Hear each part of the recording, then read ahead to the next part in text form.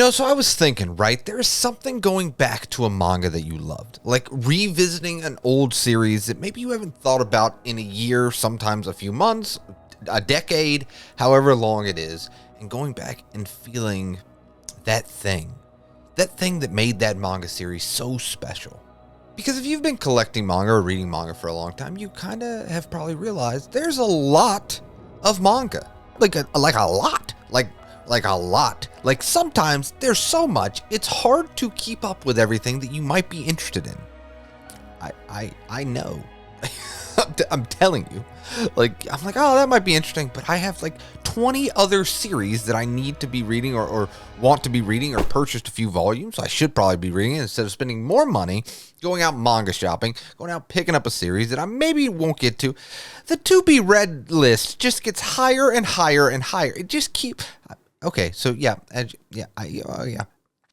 So, I know. Because lately I've been really trying to read through my collection, like read everything that I have collected so far. And through that, you start realizing, like, yeah, there's some good series, some enjoyable series that you don't really like. But I don't know. I've really started to see that there are some series in my collection that there was just a special spark that happened. That the further I got into volumes and the further that I got lost in this world that this author was creating, it was just special. And whether your special series is a massively popular one, or maybe a little less known, I still feel like when you're reading this volume, there is this feeling like, oh, these characters are really connecting with me. This story means something to me. I'm connecting with this stuff on a larger level than just a regular story.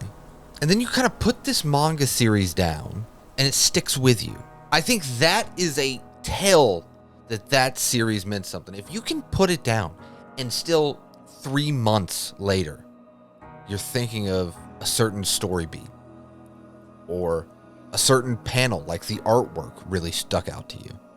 Like that longevity, because if you're a part of like this community and stuff, you are probably digesting a ton of manga. A ton. I'm not going to go back to, how much, but you get it. There's a ton going on. And you're ingesting so much that if a series can stand above it, if a series can stick with you, so much so that when you revisit it, whether a few months down the line, a year down the line, you get to experience two really cool things. One, does it hold up? Is it still special? Was it just a lightning in the bottle, and then on a second read-through, has it lost that luster, like that special something that you felt the first time? And like re-experiencing an old series, and you're like, oh no, there was a reason. It's even better the second time. Or the bad feeling of, the more I think about it, and the more, that I've read into it, it just didn't land. I feel, man, dude, would you revisit an old series and you're expecting that luster that you had, and you realize maybe it's not as good as you thought it was when you were 15, now that you're in your 20s? It's a tough pill to swallow, but it will still hold a special... Listen, Power Rangers. Let's talk about Power Rangers. It's Power Rangers channel now. Power Rangers. I know. I get it. Acting, not top tier, but it still will always hold it's morphin time, okay? It's morphing time. I will always be into it. So I still think revisiting an old series and still enjoying it, even though maybe you can start to see the cracks that you didn't see when you were younger, still means it's special. And the second thing when revisiting an old series is getting to see characters that you love, getting to visit a world again that is special. Because on the other side of maybe it doesn't hold up, revisiting a series and realizing just why this series is so special, even though since then you've read 50 other series. Oh, that feeling? There's nothing like it. And I think that's where the word like timeless comes into it. Because I don't really believe that for something to be timeless, it has to be overall viewed as perfect, right? Or as this thing that everyone kind of agrees upon. I think anything can be timeless for us, like for people that enjoy this stuff. Any series can be timeless to any person. Doesn't really matter. Because the timelessness means that when you go back and see these characters, revisit this story, see this artwork, it can bring you back to that time, or can make you feel nostalgia. And that's the thing, right? That's why I think, at least me, I can speak for myself, like why I enjoy this hobby. There's that nostalgia thing to it. There's nothing wrong with nostalgia. I love nostalgia because every once in a while, and I'm not saying get lost in nostalgia and things like that, but every once in a while, it feels good to put everything else to the side, just kind of have this experience of like, I remember reading this story in a Shonen Jump that I bought from a Barnes & Noble in the late 90s, like laying out on my bed as a kid. I remember Yu-Gi-Oh! Dealing the Weevil, the bug guy. Let me go watch that episode of that anime. No, I think that's why nostalgia is so important, honestly. Again, it's coming from a person that, you know, does a manga YouTube channel, so maybe I'm a little biased, I'll give you. And while everyone has their stuff of like coping with a hard day at work or a bad day or life situations going on, I'm just saying, like, if you haven't done it in a while, revisiting an old series to feel that nostalgia, to feel that spark of something special, I don't know, I highly recommend it. Because that's what's made me think about all this. There's a bunch of series through my collection that I really want to get to.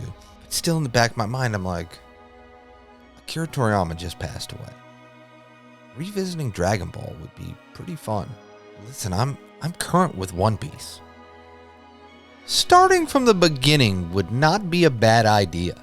Listen, you know, watching the entire first part of Yu-Gi-Oh! I could be into that. And while I absolutely want to experience new stories and new things in this art form that I love, like obviously, I don't know. I think sometimes I can get too focused on like wanting to see the newest stuff and the newest things that I should just go look on my bookshelf and be like, oh wait, I love this series. Let's go down memory lane. Like let's just revisit. And sometimes I have an even better time doing that than starting a brand new series that the internet is like, this is the greatest thing since sliced bread. Sometimes all it takes for me to find the love of this hobby, to get that feeling out of it, is going back to a series that started this whole manga collection thing for me. And I don't know, it's really been on my mind of like, old series are so important. And I think if you've been kind of in a slump of like, yeah, manga's still good, I'm still enjoying it, but maybe you're finding yourself a little less out of love with it, go back and revisit an old series. I'm telling you, you'll be like, oh, nope, this is where the love is. This is what got me into it. This was amazing. This is incredible. Because we need those titles that make us feel like this is a tier above the rest, to actually help us appreciate the stuff that we're reading now. But I don't know, I've just been going down a nostalgia memory lane thing for me, so I had to ramble into this camera. Again, if you made it to the end of this video, I wholeheartedly appreciate you. And let's talk in the comments, what are some series that you hold super dear to you, that makes you feel like a kid again? That when you revisit them, you're like, oh, I was right. Young me was right. This is the greatest series that I have ever read.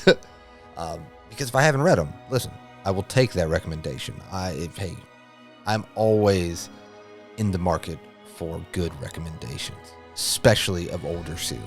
But as always, I hope that if you're having a bad day, it gets better. If you're having a good day, it becomes fantastic. I'll see you next time.